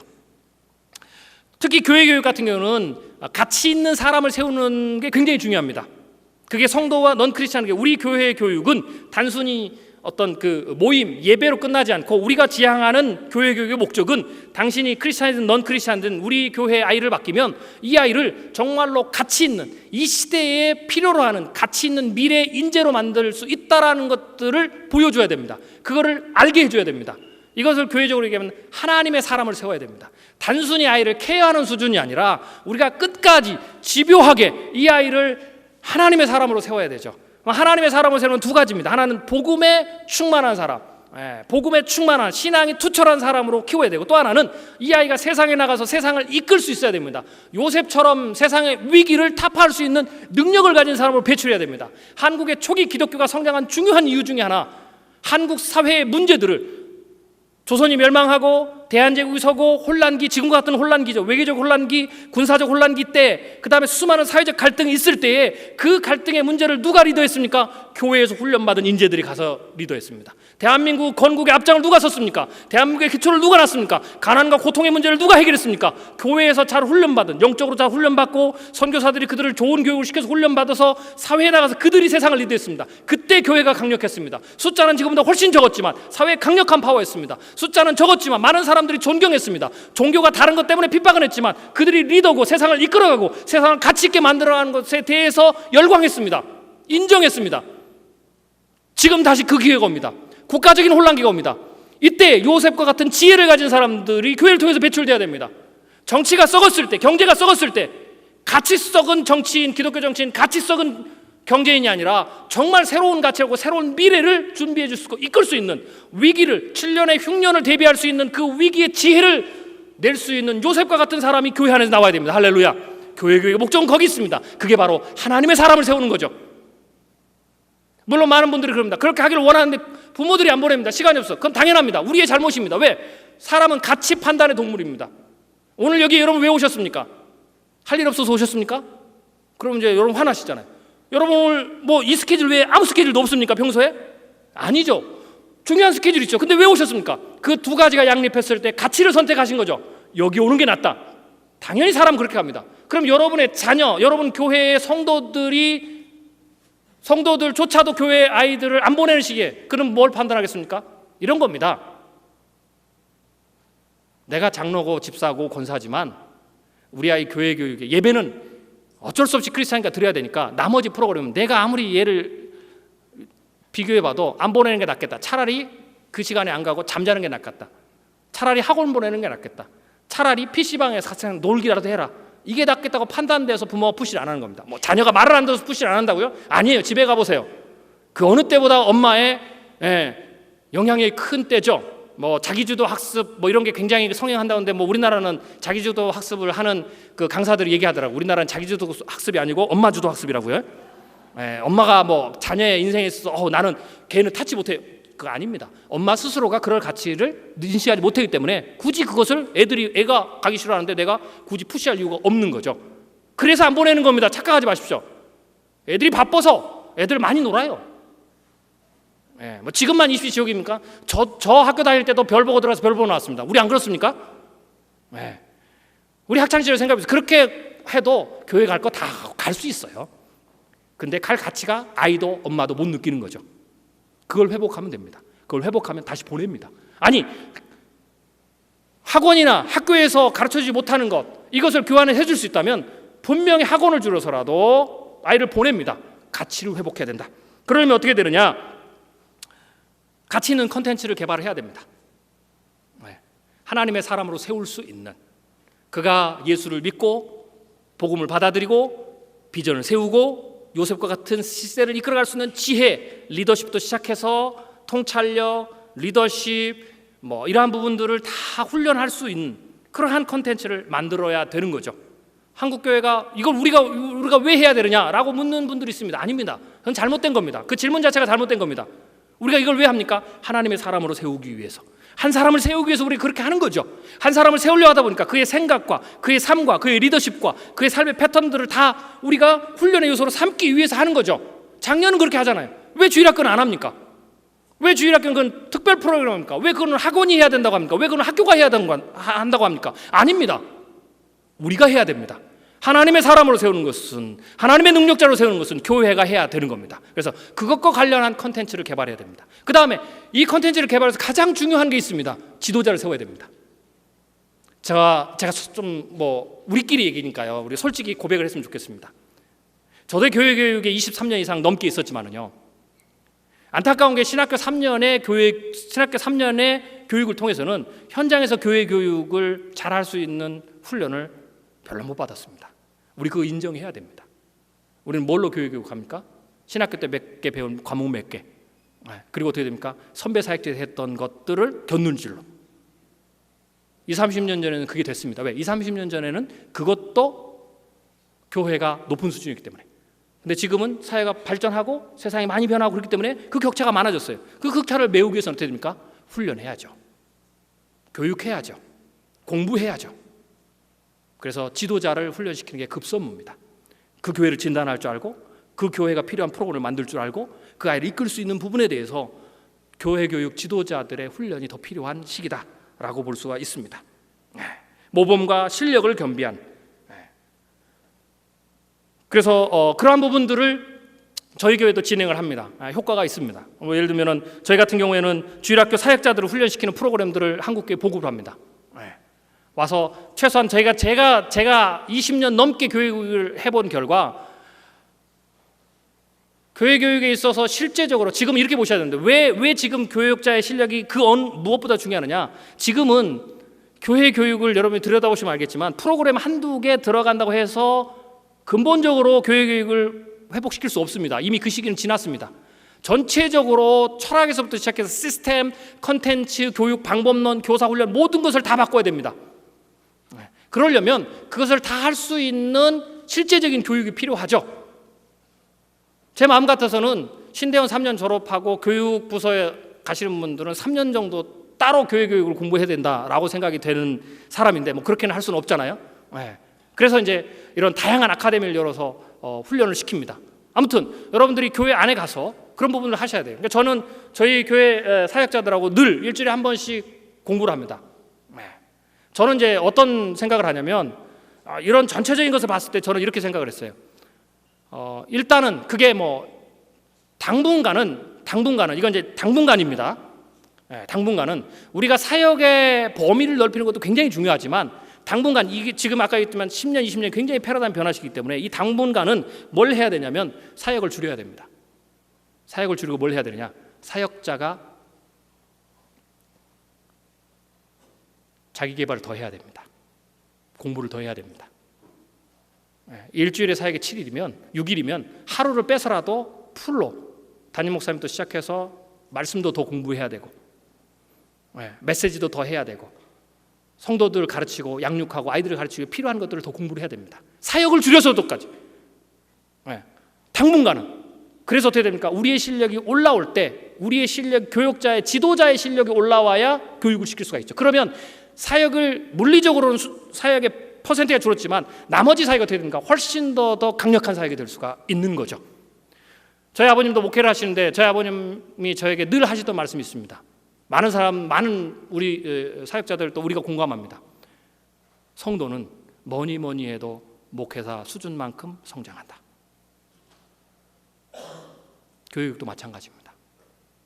그게 우리가 좀 더 준비하고 좀 더 말씀을 연구하고 좀 더 공부해야 될 이유입니다. 기존에 우리가 경험을 알았던 것은 이미 한계에 도달했습니다.